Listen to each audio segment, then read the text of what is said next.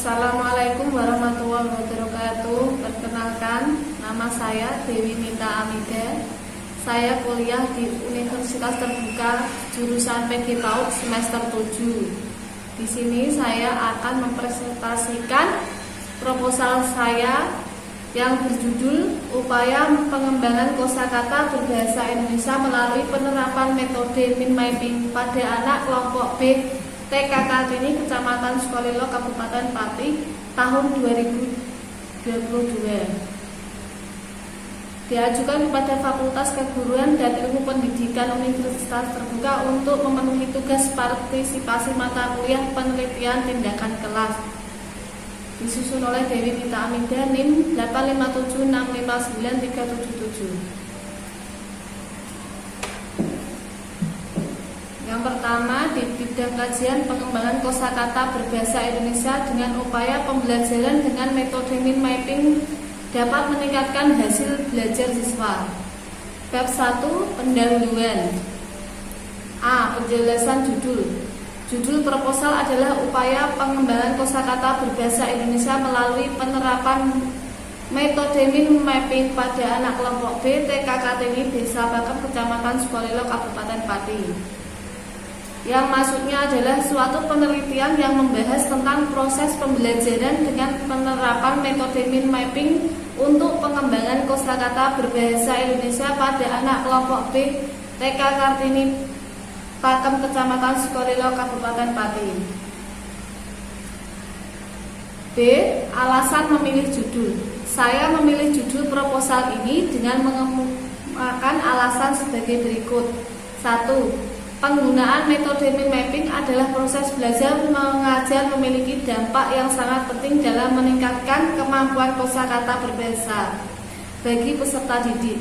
Karena itu, dengan penggunaan metode tersebut diharapkan teori yang diterima anak dalam belajar langsung dapat dipahami dan dipraktekkan.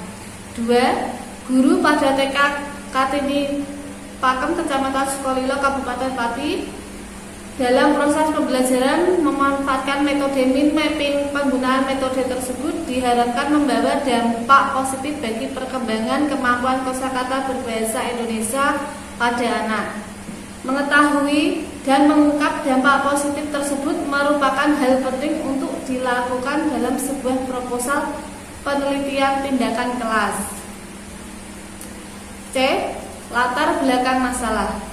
Berdasarkan hasil pengamatan, sebagian anak kurang memiliki kemampuan dalam menceritakan pengalaman atau kejadian yang dialami. Ini dapat dilihat ketika diminta untuk menceritakan kembali sebuah cerita sederhana masih kurang lancar. Salah satu faktor penyebabnya yaitu adalah pembelajaran untuk mengembangkan kemampuan bahasa masih menonton dengan kegiatan membaca dan menulis. Dan proses pembelajaran dilakukan secara klasikal dan hanya berorientasi pada guru. Dalam kegiatan pembelajaran setelah guru bercerita, anak jarang diminta untuk menceritakan kembali cerita yang disampaikan oleh guru. Kurangnya pemahaman guru terhadap metode pembelajaran berbahasa, khususnya kemampuan berbicara melalui kegiatan bercerita. Guru menyajikan cerita dengan teknik kurang bervariasi. Guru sebagai pengendali, pemberi instruksi dan fokus utama. Ini menyebabkan anak menjadi kesulitan dalam memvisualisasikan informasi berupa cerita yang disimaknya. Oleh karena itu, diperlukan metode yang dapat meningkatkan kemampuan bercerita anak, salah satunya dengan metode mind mapping. Bercerita dengan mind mapping adalah akan tertarik dengan penyampaian cerita oleh guru dan dapat menceritakan kembali cerita yang disampaikan guru. Karena jalan cerita divisualisasikan di dalam mind mapping, cara kerja mind mapping mengadopsi cara kerja otak manusia secara alami. D. Perumusan masalah. Masalah adalah adanya kesenjangan antara dansolen yang seharusnya dan desain kenyataan yang terjadi. Ada perbedaan yang seharusnya dan apa yang ada dalam kenyataan antara harapan dan kenyataan yang sebenarnya. Pendapat lain menyatakan bahwa masalah adalah suatu kesulitan yang menggerakkan manusia untuk memecahkannya. Masalah harus dapat dirasakan sebagai suatu rintangan yang mesti dilalui dengan jalan mengatasinya.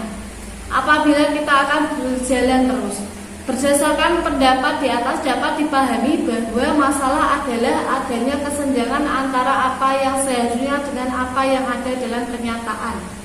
Oleh sebab itu, masalah perlu dipecahkan dan dicarikan jalan keluar untuk mengatasinya. Berdasarkan beberapa teori di atas, maka rumusan masalah yang diajukan adalah apakah penerapan metode mind mapping dapat mengembangkan kosakata berbahasa Indonesia pada anak kelompok B TK Kartini Pakem.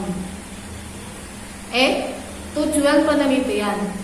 Untuk mengetahui penerapan metode mind mapping dalam mengembangkan kosakata berbahasa Indonesia pada anak kelompok B TK Kartini Pakem. Manfaat penelitian bagi guru. Hasil penelitian ini dapat menambah pengetahuan mengenai teknik yang dapat digunakan dalam rangka mengembangkan kreativitas dan kemampuan membaca dini pada anak TK. Guru-guru mungkin telah memiliki banyak pengetahuan, khususnya berkenan dengan meningkatkan kemampuan kosakata dan pengembangan kreativitas pada anak. Namun, melalui penelitian ini guru dapat memperkaya wawasannya tentang mengajarkan membaca dini melalui cara-cara yang lebih menyenangkan dan disukai oleh anak, serta dapat menstimulasi perkembangan otak kiri dan otak kanan anak secara seimbang. Bagi siswa, melalui penelitian ini, siswa akan mendapat manfaat terutama dalam pengembangan kemampuan membaca yang diperoleh melalui kegiatan yang menyenangkan. Dengan demikian, anak akan cenderung mampu membaca dan akan menyukai kegiatan ini seumur hidupnya. Selain itu, mereka juga dapat mengembangkan kreativitasnya, terutama dalam kegiatan membaca. Bab 2. Pembahasan. 1. Mind mapping. 2. Langkah-langkah membuat mind mapping. 3. Prinsip-prinsip dalam membuat mind mapping. 4. Perkembangan bahasa. Bab 3. Metode penelitian, yang isinya adalah A. Jenis penelitian memilih sebuah desain. Pada kegiatan harus disadari bahwa desain tersebut memiliki konsekuensi yang harus diikuti secara konsisten dari awal hingga akhir.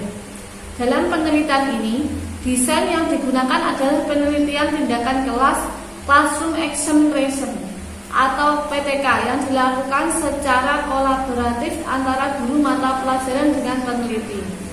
B. Objek dan subjek penelitian. Objek dalam penelitian tindakan kelas ini adalah anak kelompok BTK Kartini Pakem berjumlah 19 orang. Sedangkan subjek dalam penelitian ini materi pada kurikulum taman kanak-kanak pada tema kebutuhan makan dan minum dan subtema jenis manfaat makanan dan minuman, peralatan makan dan minum. C. Rencana dan prosedur penelitian. Dalam penelitian ini, peneliti melakukan beberapa tahapan dalam proses penelitiannya. Penelitian ini merupakan proses pengkajian sistem berdaur sebagaimana kerangka berpikir yang dikembangkan seperti dalam buku yang ditulis oleh Suharsini Arikunto. D. Teknik pengumpulan data. Teknik yang digunakan dalam pengumpulan data yaitu pengamatan atau observasi, interview, dan dokumentasi yang dapat diuraikan sebagai berikut. 1. Observasi adalah kegiatan keseharian manusia dengan menggunakan panca indera mata sebagai alat bantu utamanya. Sedangkan pendapat lain menyatakan bahwa observasi diartikan sebagai pengalaman dan pencatatan secara sistematik terhadap gejala yang tampak pada objek penelitian. Observasi digunakan untuk menggali data dari sumber data yang berupa peristiwa, aktivitas, perilaku, tempat atau lokasi benda serta rekaman gambar. 2. Interview. Wawancara adalah metode pengumpulan data dengan mengajukan pernyataan secara lisan terhadap subjek yang diteliti. Metode wawancara ini oleh peneliti digunakan untuk mewawancarai sebagai guru kelas B TK Kartini Pakem untuk mengetahui kondisi real tentang pengembangan kosakata berbahasa Indonesia pada anak dan data-data lainnya yang diperlukan. 3. Dokumentasi. Dokumentasi adalah metode yang digunakan untuk menelusuri data historis, sedangkan menurut Suharsini Arikunto Metode dokumentasi adalah mencari data mengenai hal-hal yang variabel yang berupa catatan, transkrip, buku, surat kabar, majalah, prasasti, notulen rapat, dan sebagainya. Teknik analisis. Teknik analisis data yang digunakan dalam penelitian ini adalah teknik analisis kritis interfektif. Teknik analisis kritis bertujuan untuk mengungkapkan kelebihan dan kekurangan kinerja guru dan siswa dalam proses belajar mengajar di kelas. Selama penelitian berlangsung, hal ini dilakukan berdasarkan kriteria normatif yang diturunkan dari kajian teoritis maupun dari ketentuan yang ada. Teknik pengolahan data. Suatu informasi yang akan dijadikan data penelitian perlu diperiksa validitasnya, sehingga data tersebut bisa dipertanggungjawabkan dan dapat dijadikan sebagai dasar yang kuat dalam menarik kesimpulan. Ada beberapa teknik yang digunakan dalam pemeriksaan validasi data. Teknik itu antara lain: 1. Memperpanjang masa observasi. 2. Pengamatan yang terus-menerus. 3. Triangulasi. G. Indikator keberhasilan. Indikator keberhasilan dari penelitian tindakan kelas melalui penerapan mind mapping adalah meningkatnya kosakata berbahasa Indonesia pada anak kelompok B TK Kartini Pakem yang ditampilkan melalui penguasaan beberapa kosakata berbahasa pada anak kelompok B TK Kartini Pakem. Seorang anak dapat dikatakan memiliki kemampuan kosakata berbahasa Indonesia apabila memenuhi indikasi sebagai berikut: kemampuan mendengarkan kosakata berbahasa, kemampuan mengucapkan kosakata berbahasa, kemampuan menyebutkan arti dari kosakata berbahasa, kemampuan menulis kosakata bahasa Inggris. Adapun indikator keberhasilan adalah apabila 85% siswa kelompok B TK Kartini Pakem kemampuan kosakata berbahasa Indonesia berkembang sangat baik. Selanjutnya bab 4 adalah penutup yang berisi daftar pustaka dan lampiran-lampiran. Terima kasih, semoga penjelasan saya dapat diterima oleh teman-teman. Terima kasih.